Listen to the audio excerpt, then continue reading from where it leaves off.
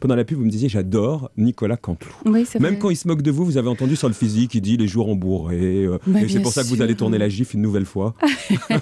Non, il n'y avait pas que les joues, il y a aussi les fesses dans la journée de la jupe. Ouais.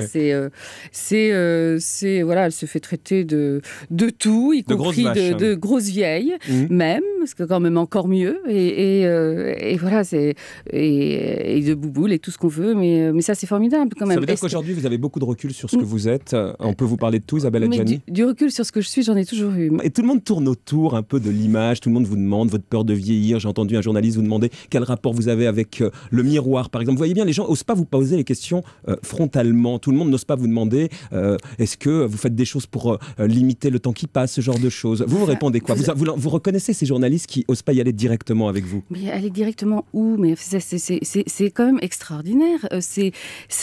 Moi, je suis une femme, je suis une actrice. Je me tape ou je me fane moins vite que d'aucune, mais c'est pas de ma faute. Vous faites des choses pour ça, Isabelle Adjani? Mais je fais quoi? Je m'occupe de moi, je fais attention à moi, comme toutes les femmes. Et vous croyez qu'il y a une femme qui ne se dit pas, voilà, j'ai envie d'être en forme, j'ai envie... Et quand vous voyez le temps qui passe, ça vous inspire quoi? Pour prendre les questions toujours en périphrase de mes confrères, ça vous inspire quoi? Ça m'inspire que c'est le sens de la vie. On est né pour essayer de faire au mieux avant de faire comme tout le monde. Enfin, en tout cas, moi, parmi les autres. Votre fils, celui qui a la grippe, qui a 13 ans, il va où à l'école? À l'école privée, à l'école publique? À l'école privée, bien sûr. C'est vrai?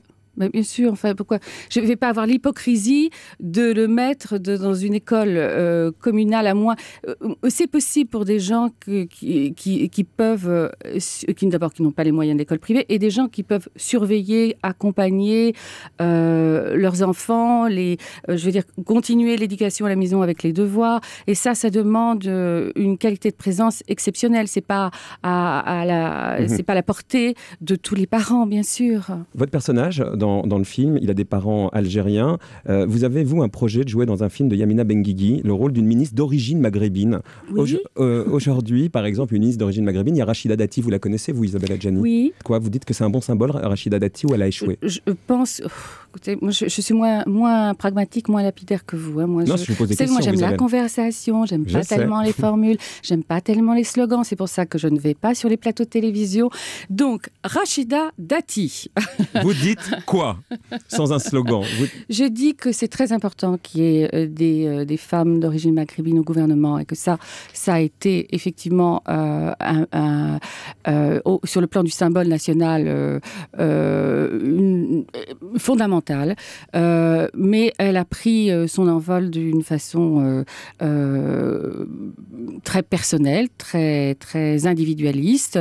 Et moi, de toute façon, j'aime les gens qui sont dans leur fonction, mais peut-être avait-elle rêvé, quand elle était petite fille, de devenir star de cinéma un jour.